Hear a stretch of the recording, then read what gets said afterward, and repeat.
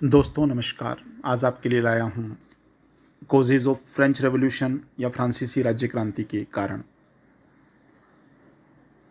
कारणों में पहला कारण राजनीतिक कारण।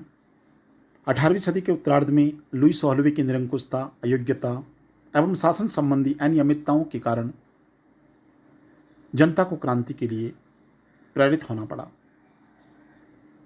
फ्रांस के राजा अपनी शान शौकत के लिए राजकोष का दुरुपयोग करते थे, जिसके कारण फ्रांस की जनता ने राजतंत्र का मुखर विरोध किया। राजा की पत्नी एंटाइनेट, जो ऑस्ट्रिया की राजकुमारी थी, बड़ी अहंकारी थी। उसके कुचक्र एवं प्रभाव के कारण ही क्रांति को अत्यधिक बल मिला। इस समय फ्रांस की कानून व्यवस्था में अनेक मौलिक दोष उत्पन्न हो चुके थे। धनी पादरी और सामंत राजकीय करों से मुक्त थे, जबकि आम जनता करों के बोझ से दबी पड़ी थी। देश पर विदेशी ऋण का बोझ बढ़ता ही जा रहा था। व्यापार की दशा भी संतोषजनक नहीं थी। फलतः इन परिस्थितियों ने फ्रांस की जनता को क्रांति के लिए प्रेरित किया। दूसरा कारण आर्थिक कारण। राजघराने द्वारा धन पानी की तरह बहाया जा रहा था। राज्य कर्मचारी जन कल्याण की और ध्यान न देकर अपने निजी स्वार्थों की पूर्ति में लिप्त थे। साथ ही इंग्लैंड के साथ लगातार युद्ध होने से भी राजकोष लगभग खाली हो चुका था। देश का आर्थिक ढांचा चरमरा कर टूट चुका था।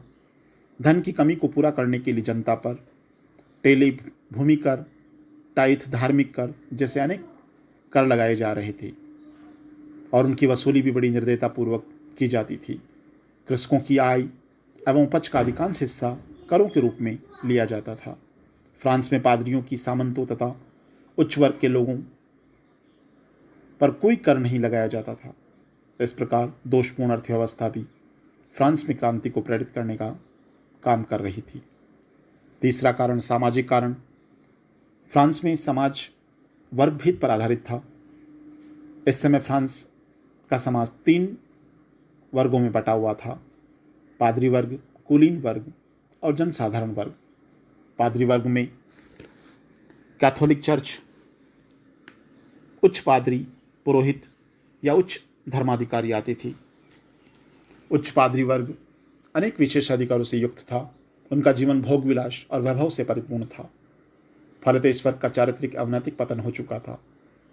कुलीन वर्ग में सामंत, राज परिवार के सदस्य और उच्च अधिकारी शामिल थी। ये लोग विशेषाधिकारों का प्रयोग जनसाधारण के शोषण के लिए करते थे। जनसाधारण वर्ग, जिसमें देश की 95% आबादी समाहित थी, 3 उपवर्गों में विभाजित था: मध्यम वर्ग, कृषक वर्ग और मजदूर वर्ग। मध्यम वर्ग बुर्जुआ समाज में कुलीनों द्वारा उपेक्षित एवं अपमानित था। फ्रांस में किसान वर्ग की जनसंख्या 80% के लगभग थी।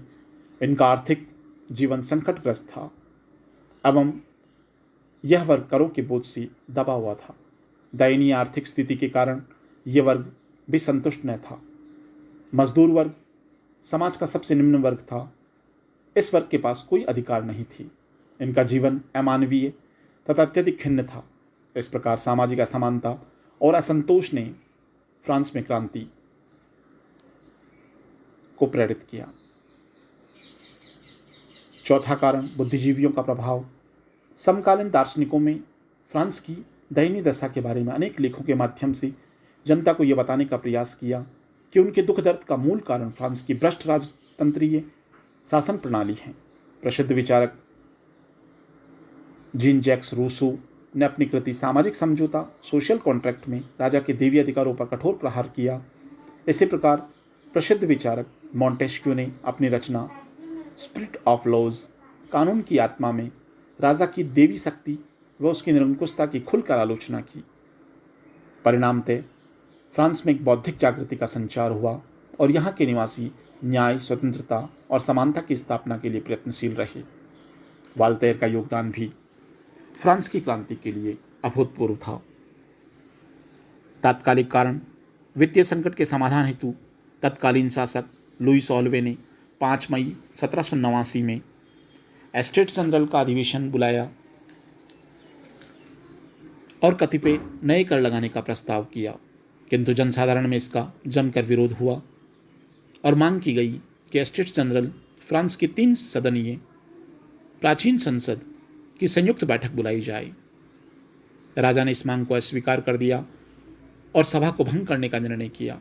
इसके विरोध में जनसाधारण वर्ग ने पास ही की टेनिस कोर्ट में एक सभा कर संविधान बनाने की तैयारी प्रारंभ कर दी। जन विरोध के चलते राजा को झुकना पड़ा और राजा ने एक गुप्त योजना के माध्यम से सभा या स्टेट जनरल को समाप्त करने की योजना बनाई। जो ही जनता को इसकी सूचना मिली, 14 जुलाई 1789 को फ्रांस में एक भीषण क्रांति प्रारंभ हुई। जय हिंद, जय भारत।